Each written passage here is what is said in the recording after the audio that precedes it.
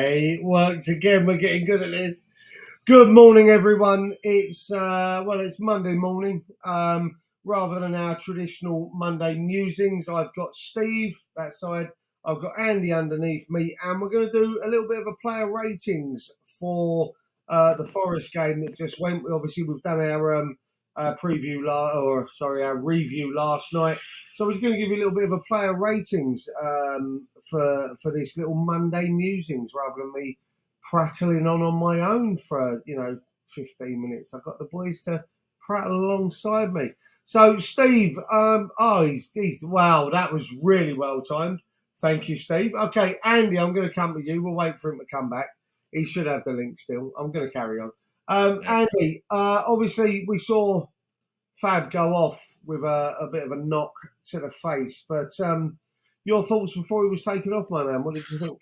He didn't really have much to do, mate, to be honest. The one thing is, though, which I did notice the most, Steve might be able to back me up. Well, you can obviously see it. People can see it on the TV as well. Is his kicking's getting shorter and shorter? He's even struggling to kick it past halfway now on a goal kick. It's a bit of a concern for me now, especially if one of you defend, which to be honest, we'll get onto them later. The defenders at the minute aren't switching off, but if we have a moment of madness, the other team could be clean through on goal. So, like I said, Fab's been a great servant for us. Hopefully his injury's not too bad, but he didn't really have much to do. So I'll probably give him, what we're doing, 5 on average. So I'll probably give him a 6. Yeah, fair enough. Steve, your thoughts on Fab? Yeah, exactly the same as Andy. Didn't have a lot to do. And that's a really good point on the kicking. Look what happened at the Newcastle game. Actually, he kicks the ball, doesn't get past the halfway line. Okay, Paqueta and Antonio potentially make a mess of it, but we concede from it. So, yeah, I'll give him a 6. It was solid, but not spectacular. Yeah, again, I do feel bad for him after after the injuries. He's what is he, 30, 34? 38. 38 is older than that, yeah. He's the oldest goalkeeper in the Premier League. Okay, well, I'll take this back now. I was going to say, yeah, wow, okay, that's called me on the hot boys. I was going to say, he's definitely getting on a bit now. Okay, sorry, no, he's 37 before I get shouted at for wrong information. Before you get your nonsense. Yeah. Okay, he's 38 on the 18th of April, so getting close to 38. Yeah, so I was just saying, he's getting on a bit now, and he is getting on a bit. I mean, Jesus wept. I didn't realise he was that old. I think we signed him when he was 34. That's even worse, though, isn't it? That you're bringing in an aging goalkeeper. Don't get me wrong. I think he's done us well. Yeah, I think he has. I mean, his penalty saves are ridiculous. Like, his record's ridiculous. Unbelievable. And on that alone, it's worth points, isn't it? Do you know what I mean? But then I look at Areola, the save away at Lyon. Yeah, and the one Sevilla at home, El Nesri, the header. Yes, yeah, the one that, yeah, you look at those from Areola and you kind of think, well, Areola's what, 20? I want to say he's 28. He's coming up to 30. Is he coming up? Mate, look, if you look at my grey and my beard, you wouldn't think I'm coming up to 22, would you? Look at it. Like, all in all, though, boys, I mean, I actually, like you guys, I don't think he had a huge amount to do. But I think that came from the fact that we played like we played for the first 30 minutes. I said earlier on the review that I felt we played on the front foot and we were in charge for 30 minutes of the game. It was 30, 35 minutes, and then they started to get their foot on the ball and do what they do. Yeah, but I'm going to give him a 6 like you chaps. I don't think he played... He didn't have a great deal to do. He didn't have to command a lot because we played on the front foot. So it's difficult to give him anything more than that. Yeah. Right, we'll go. Let's... I'll tell you what, I'm going to start left back then. And Andy, I'm going to come to you first. Ben Johnson. I'm going to give him a 7. I know Steve mentioned in the review how outstanding he was, but I expect that I'm going to be sound probably very harsh. I expect that from the defender to defend well, if that makes sense. Don't get me wrong, he's come in and done it. Yeah, good on both feet. Made a couple of good challenges, especially the one just before half time. So yeah, solid 7 for me. Yeah. Steve? Well, actually, he was my man of the match, not because he was the most technically gifted or created the most in the game, but he had played in 2 positions and did well in both during one match. You know, very, very reliable.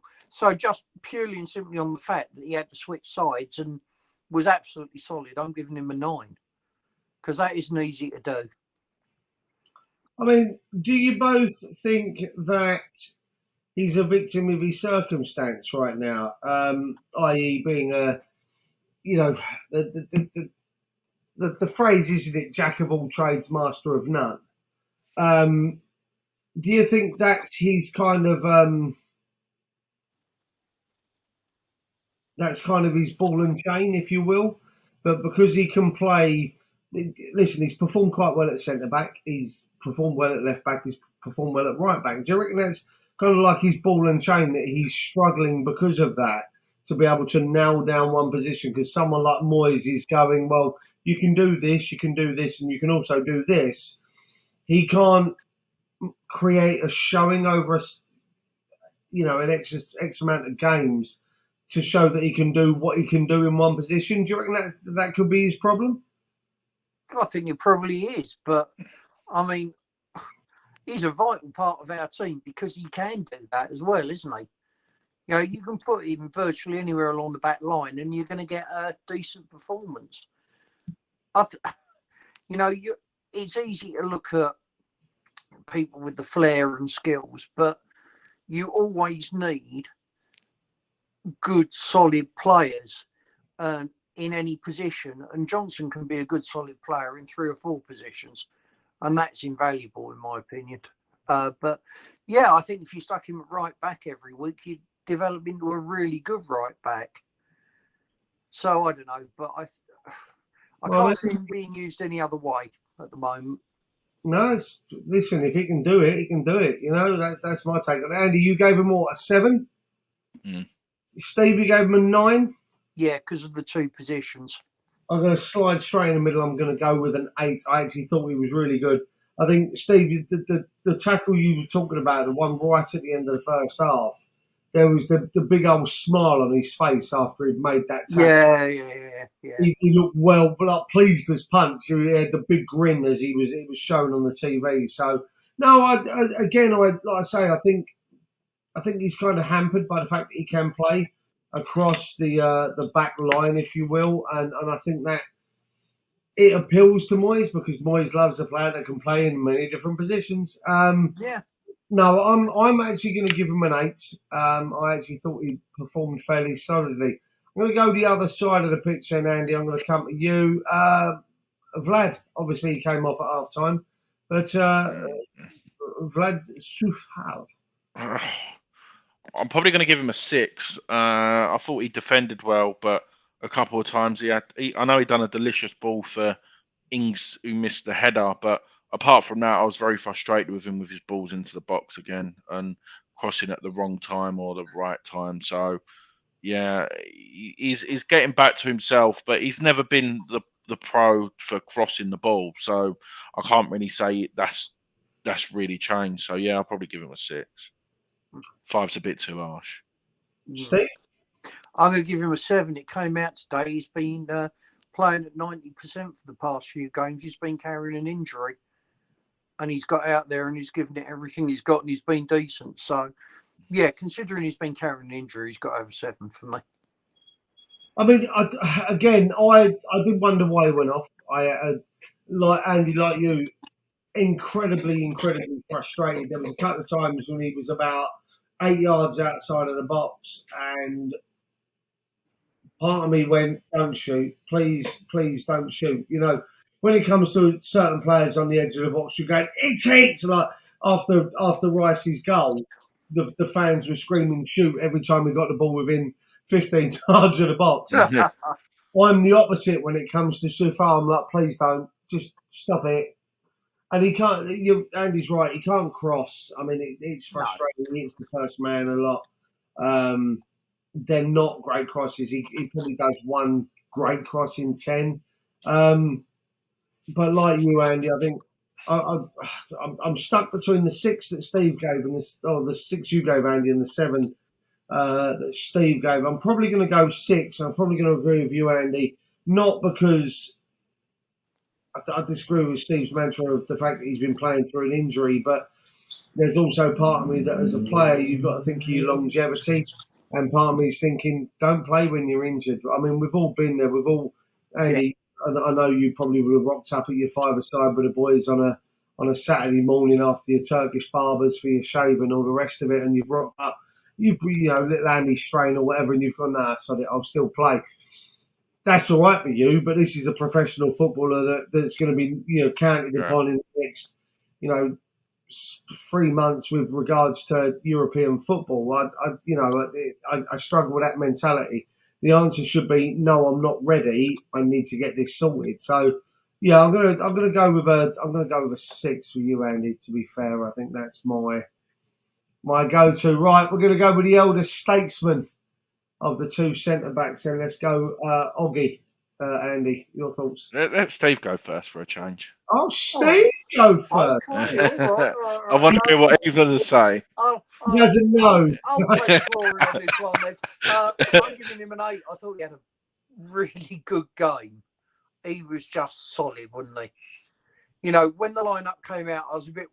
When I looked at it, I thought Oggy could be a weak link there, but he wasn't. He was great. So yeah, he gets an 8 from me. Nice, Andy. I'm being very harsh today. No, I'm joking. I'm giving him an 8. Go on. Oh, you got an 8 as well, are you? All right. No, but not just because Steve said it. For someone who's had that injury and come back the way he has performed over the last few weeks, even Chelsea springs to mind. I think he's been outstanding, and that celebration. And I've never seen this side from him for a while. The gearing up the crowd. I don't know whether you see it much on the telly, Duke, but even even that as well. The relationship. I never thought that would be a good partnership with Aguerd, but they're both leaders, and I think that's why we've been so good defensively as well, with the fact of them 2 being there. So yeah, solid 8 for me. I mean, yeah, Steve, in agreement with you. I saw the lineup and I was like, because we all think that the main partnership will be Zuma and Aguerd once Zuma's fit. I have questions over whether Zuma will ever be fit, i.e., as in fully fit and ready to do a run of games without picking up something that he may or may not. So it's difficult for me to see Oggy come in and just look so bloody good. Yeah. Like boys, he was fantastic. I'm actually going to give him a 7, and that's because the other players around, he kind of played on par with a lot of other players on the pitch, in my opinion. And if I give him an 8, then there's certain players that are going to get 9s and 10s, and I don't think they were quite there. No, of course. But no, for me, I'm going to give him a 7. Again, like you say, he's came back from the injury. He is, let's be honest, he was given an extra year, wasn't he, off the back of the injury, so he could come back from it, and has just looked assured.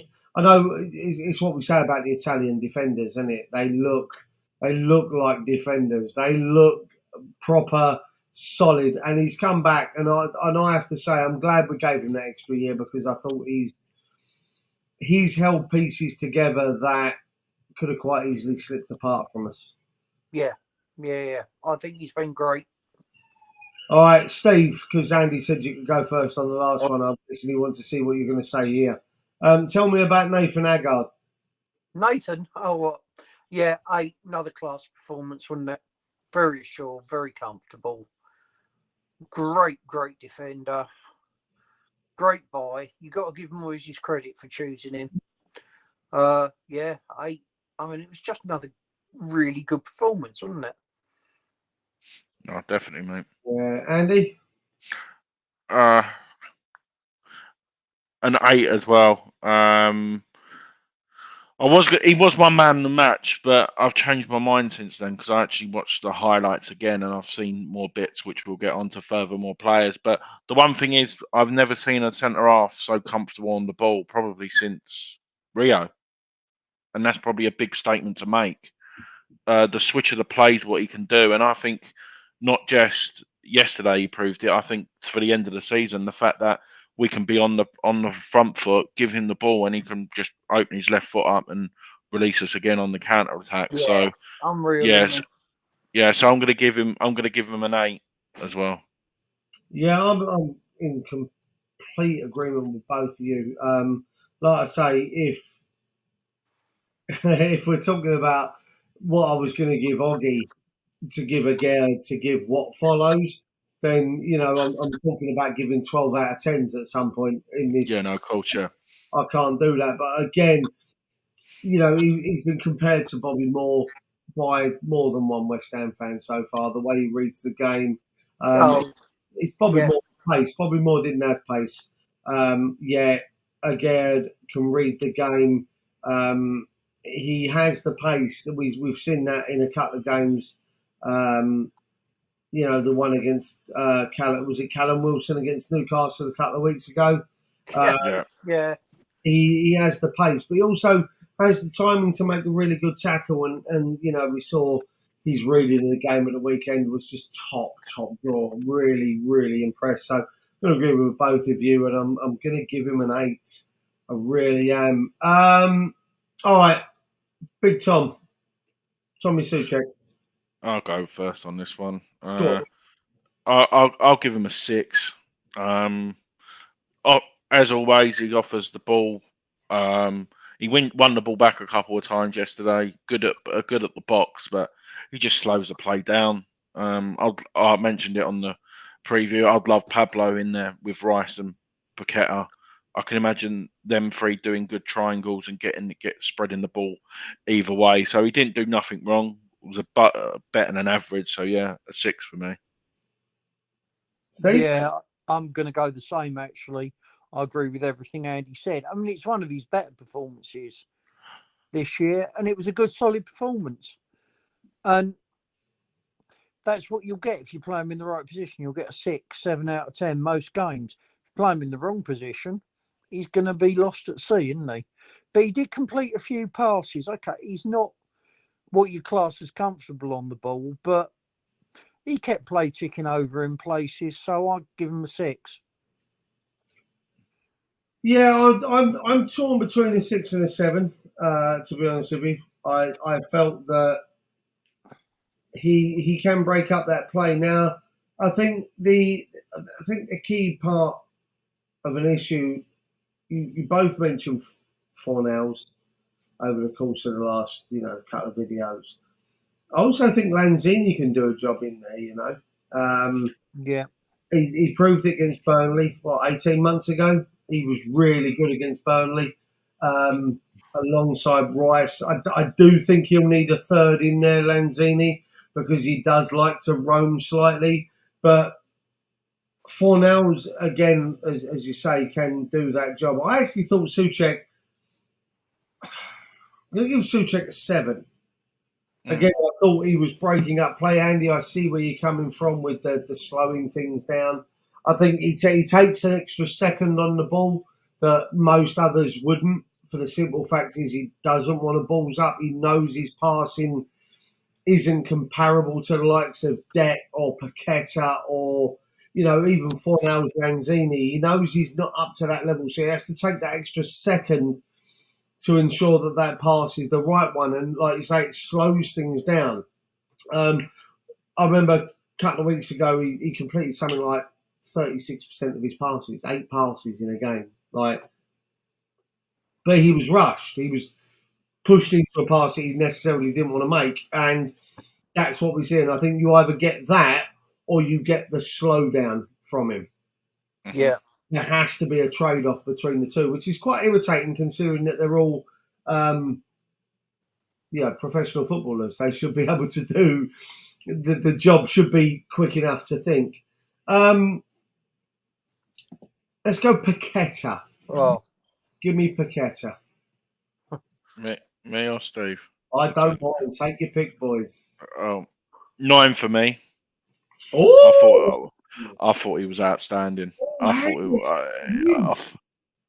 thought he was absolutely outstanding. Like his touch and everything, he just makes it look so simple.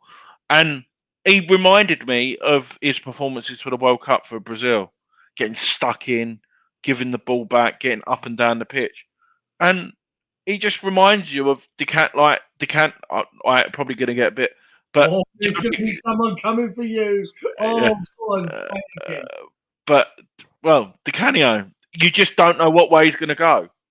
And like the little flick over what he's done over the 1-2s with Ben Rama and everything, and you can see what he was missing. I think he could have been the missing piece last week at Spurs, just having that one who Deck can pass to and to cause some damage. So, but no, he's exciting to watch. I know a lot of people are not fans of him, calling him a waste of money, but people didn't want us to buy Di Canio, and look how he turned out. People didn't want us to buy Cheku Kiati when he was at his prime.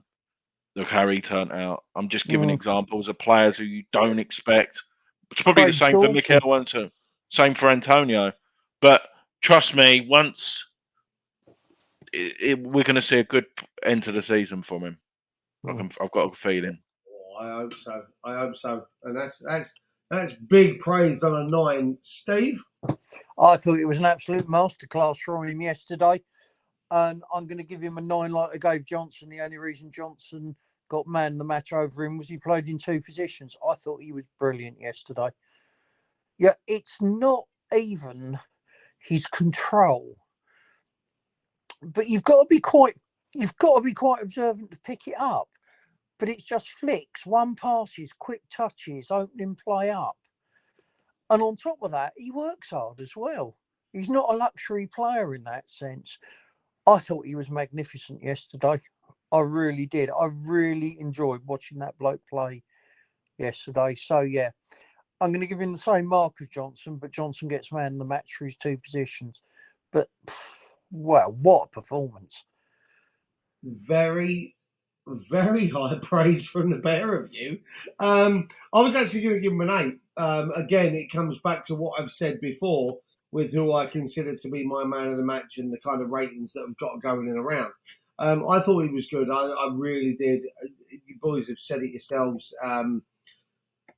The kind of player that we expected when he first signed. You know, he's taken his time. And I know everyone bangs on about Moyes and the time for players to bed in. I don't necessarily agree with it long term. You know, he said on, was it Friday, that Danny Ings might take a couple more months to bed in, like behave himself, stop it. But with Paqueta, he's come out of a completely different league. He's come out of a World Cup that saw him playing a different position compared to what Moyes was trying to play him in. And now we're seeing the best of him. I really do agree with that. But for me, he's an 8, because if I gave him any more than that, then the next person would Do you know what's mad as well? What people don't realise? He's only 25. Oh, yeah, no, he's got another 5. Easy, 6, 7. But do you know what I mean? Like, he's not at his peak yet, either. No, not by a long shot. Not by a long shot. He's got more. He's got more than enough time to come through, to come through with what he's got to offer. You know what I mean? He's got more than enough time. All right, let's talk about my man of the match, Andy, Declan Rice. You're going to be surprised. It's like Strictly, another 9 for me. No, Deck's Deck. He's just unreal. Just even winning the ball back. His goal on its own probably deserves a 10, but I'm not gonna go that far, to be honest. But it's just Declan Rice all over again. Mentioned it on the review, didn't I? It's passion. Don't get me wrong. I think he is too young to have the armband, but the last few weeks we've seen why he has got it. If that makes sense. No, it Yeah. makes Steve, go on. Well, you're now asking me to talk about the player I was going to drop, aren't you? No, he was great actually. I mean, if ever you get a comment wrong, that was the one. He was super yesterday. I'm going to give him an 8. I don't think he was quite as good as Paqueta, but virtually nothing to choose between them, in my opinion. Great pairing. He gets an 8. But what more can you say about Deck?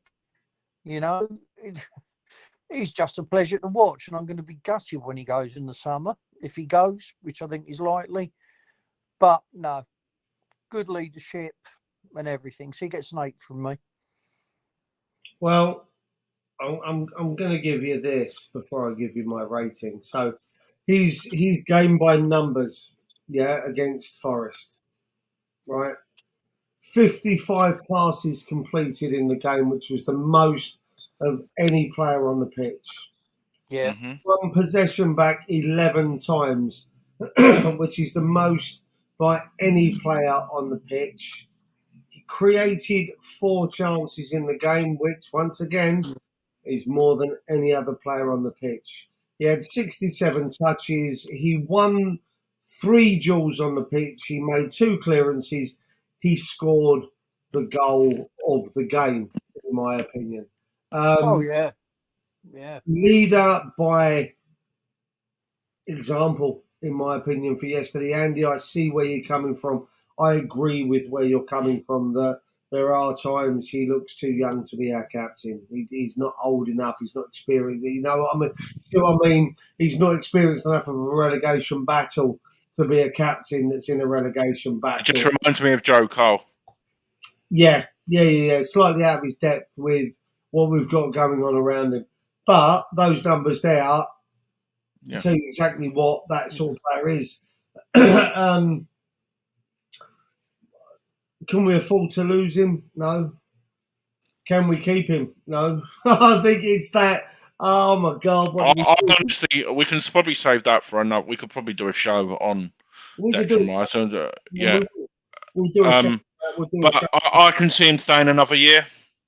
I Well, think what I think what's going what I think's going to happen is he'll sign a new deal in the summer. We'll finally get it over the line. Do that release clause like what Aston Villa done with Grealish, and he'll give us one more year and go after that. That's Well, me personally. he's got a year of the contract left, and then do we not have No, it's already triggered. It's already triggered. extension? So he's got 2 years. He's got technically 2 years left after this summer. From the summer, he's got 2 years left. Yeah, that's what I mean. So yeah, I think that's what we're going to get out of him. But for me, he's just phenomenal. He's just absolutely phenomenal. Fantastic player. For me, he gets my man of the match, and he actually gets a 10 from me. Yeah, fair dues. And that's just based off of those numbers, based on what I saw. I mean, you guys were there yesterday, so you probably saw a little bit more off the ball than I did.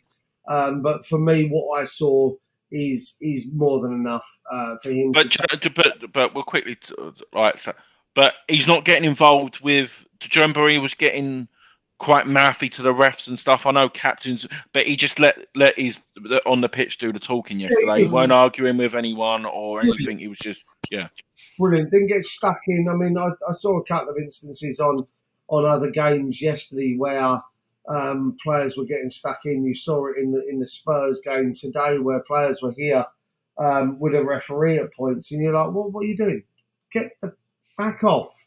And especially non-captain players, the players that aren't the captain of a team, getting up in the referee's face. I get that a captain will go talk to a referee. I'm not saying get up in their faces, but the captain should be the only player that should be able to approach a referee in football. I don't think there should be any other player that should be allowed. But that's me. Do I take that from rugby? Probably.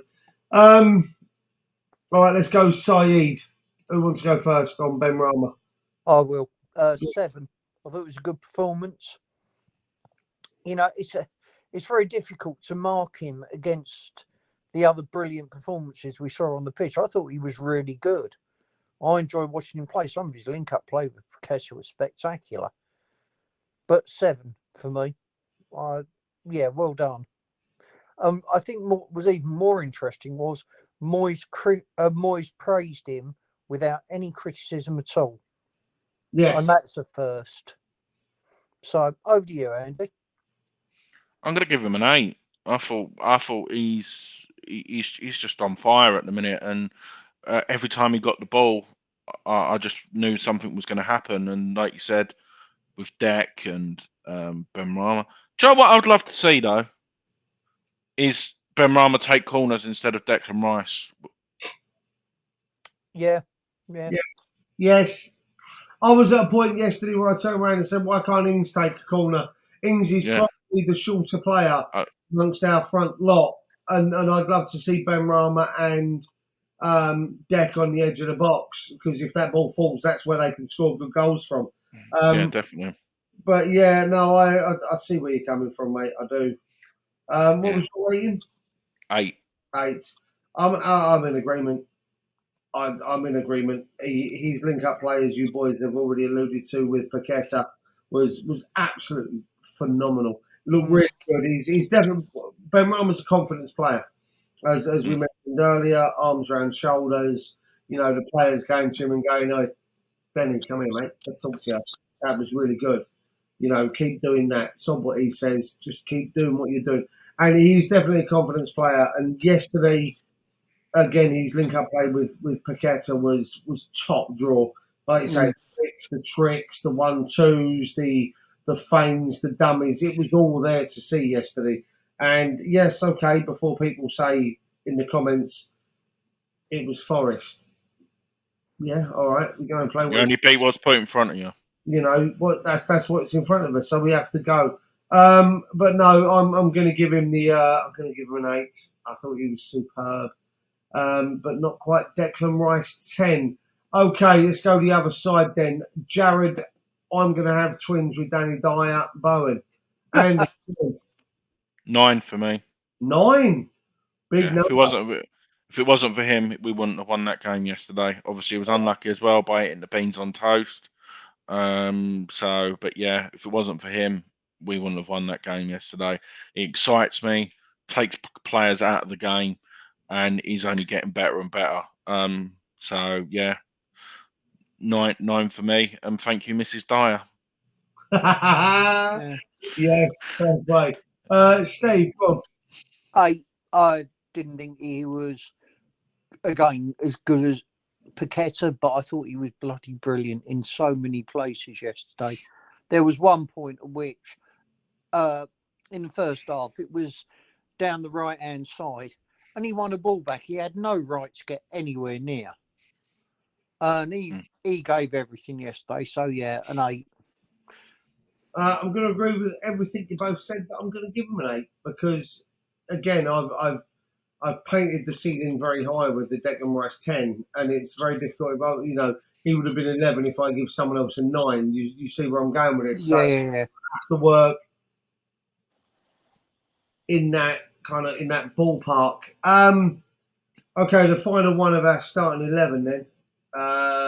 2 goals on his first start. Danny Ings. Steve, let's give it to you. I'll give him a 9. Oh!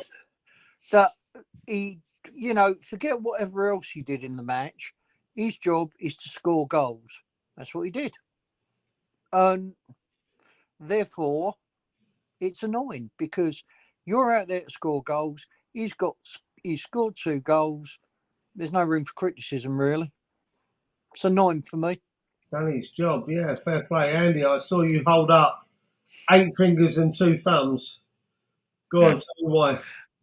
Do you know what? I was sitting there watching, and obviously with Hammer Time we do all the season reviews and all that, and I started watching. Danny Ings reminded me of TC 1985-86 yesterday with them 2 goals. Yeah. As soon as the ball went in the box, you knew he was going to score, and what he done off the pitch. And do you know what? When a player's done well, I know we made the subs around the same time. But I didn't see anyone sitting down when he was walking off that pitch yesterday No, being substituted. Everyone knew what he'd done. And for me, yeah, as they sound, strictly a perfect 10. Mm. Steve, go on. You give us a 9.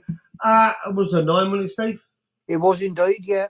For Andy, I'm actually going to go a 9, and the reason is I gave Deck a 10. So Yeah. that's where I'm at. That's the level I'm putting this at. Again, he's on the pitch to score goals. Steve, you know, we've compared him with Cotty, Andy. Yeah. I'm going to compare him with Kitson in that Kitson-Hartman partnership. Yeah. And Scamacca could be the Hartson to that partnership. In the same way that Scamacca can be the McAvenny in the McAvenny-Cotty partnership.